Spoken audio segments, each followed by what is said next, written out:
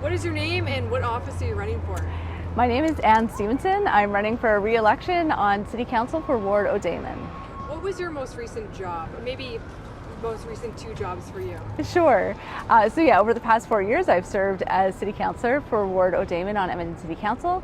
Before that, I worked in affordable housing at the Right at Home Housing Society. Why are you running? I'm really excited by what we've been able to get done over the past 4 years. There have been a ton of challenges that we've faced, but I think we've really set ourselves up for success in the future. We've laid a great foundation, and I want to carry through that momentum. It's really easy for things to get torn down, to go away. Building them back up again takes a lot of time, and I want to make sure that we give those great things that we've started the time to really flourish. If you are re-elected, what would be your first priority to fix? Oh man. Something that's exciting about this second term is that a lot of our agenda and priorities were sort of set for us. We were dealing with a lot of external factors, a lot of crisis situations. So I'm really excited to go in there and getting to set a bit of my own agenda.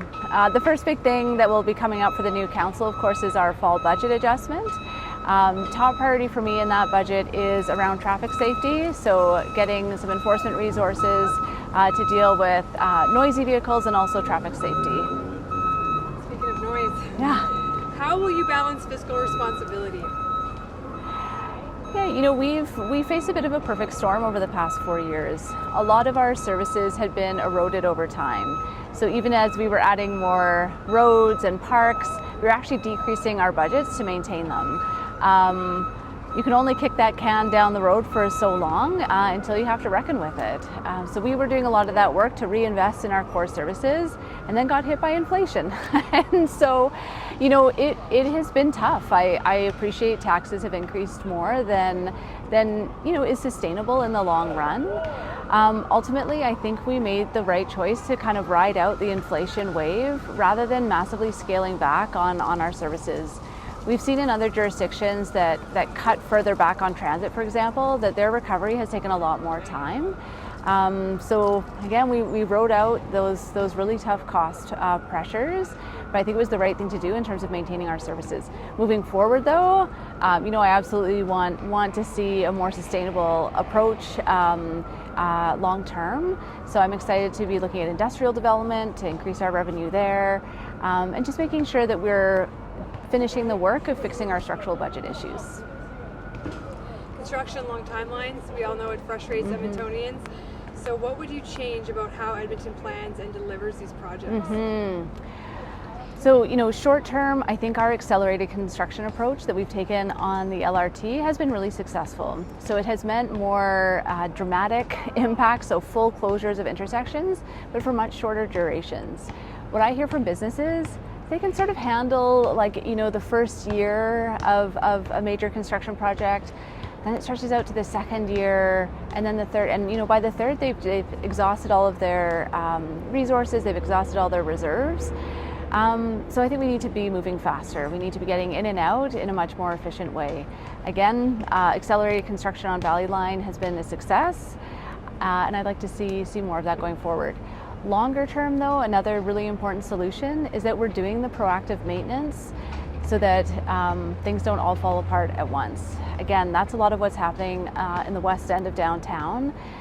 There were just a lot of bridge projects that were left undone, and it got to the point where we couldn't put them off any longer. And that led to some really unideal phasing where we have multiple projects happening at once.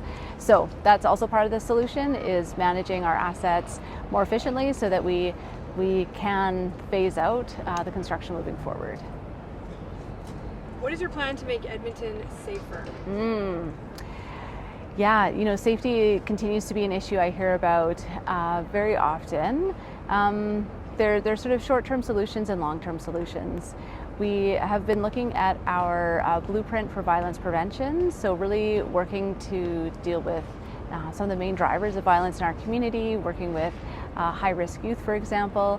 So those are all effective pieces that can happen at once. Particularly around transit safety, we're seeing, again, huge improvements in our numbers, but our perception of safety on transit actually hasn't been improving very much. So I'm really keen to look at a model where we take a safety attendant program.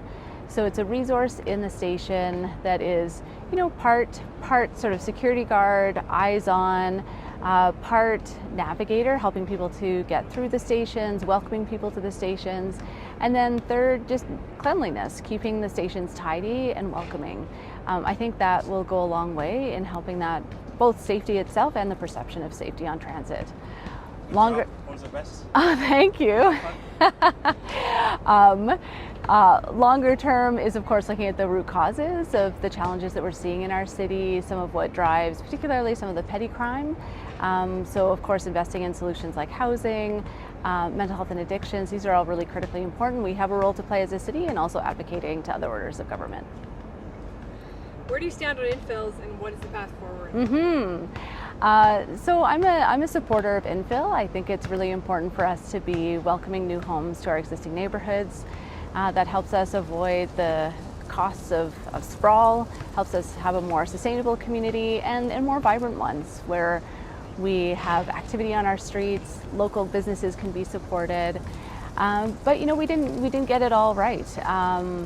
Some of the regulations had unintended consequences, and so I'm really pleased to have supported amendments that we made earlier this summer to address some of the challenges that have emerged. So shortening buildings up so they're not extending into backyards as far, improving architectural quality so that they better fit on the street, and reducing some of the side entrances so that privacy isn't as impacted.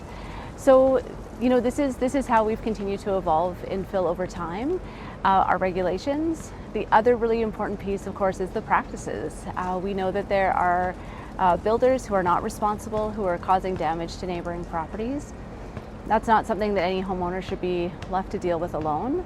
I'm really keen to bring back the infill liaison team, which was a dedicated group that supported neighbors of infill and provided them with resources, and also reinstating our infill compliance team. So this was, again, a dedicated group that not only took complaints for, perhaps unsafe construction sites, but actually did proactive inspections of all of the infill sites to ensure that they were complying.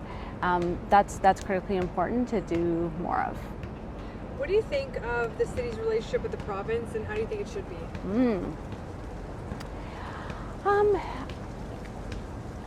A starting point, I always want to reflect, we often get the question about the relationship with the province, and I think there's often the understanding that council's behaviors have led to the province not providing us with resources that we need as a city for political reasons. And so I think there's two pieces that are really important to this conversation.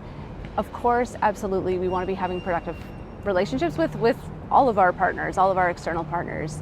That's critically important. It's the way that I like to work. I think that we get more done when we do it together. At the same time, I think that we need to really question the premise of the inquiry. So I think about, if I applied a logic as a city councillor, if I received an email from a constituent who had a municipal issue that needed fixing, and I replied back, well, you know what, I didn't win your voting poll, so I'm not going to help you with that. Or I didn't really like the tone of your email or that thing you said about me on social media, so I'm not going to help you. I think we'd all be pretty scandalized. I think we'd be pretty shocked for a city councillor to take that approach.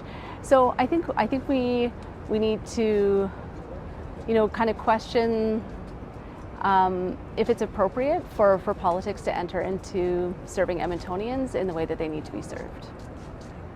What is your vision for Edmonton? Yeah, my vision is a place where we can all be prosperous. I think the city plan has laid out a really great goal of how we grow to a sustainable and vibrant city of 2 million. It's about doing things differently. Edmonton has grown in a certain pattern over many years. That served us well in the past, but it doesn't scale up very well. As we get to 2 million, we can't all be driving. It would be constant gridlock. So how do we plan for that future so that we are able to still get around, have a very livable city? This is why I'm excited about our investments in transit, our investments in bike infrastructure. It's not about being anti-car, it's about being anti-congestion and making sure we can continue to all move around. ensuring that we all have places to live is critically important, not just those experiencing homelessness or struggling with low income, but all spectrums, so that students have places to live, seniors have affordable places to live, that we all have choices to stay in neighborhoods that we love throughout our life cycle. If you are re-elected, what is one thing you want people to remember you by, or remember you accomplished at the end of the next term if you're re-elected? Oh, that's interesting. Well, it's funny because, one of my proudest accomplishments is adding a new subclass to our taxation system, which is a pretty boring thing. But that's our derelict property tax. It's a tool that we've used to be able to deal with derelict homes, abandoned homes in our neighborhood that have really helped contribute to safety. I think what I most hope to be remembered for is, as someone who cared about their community, that led with kindness and strove to bring people together.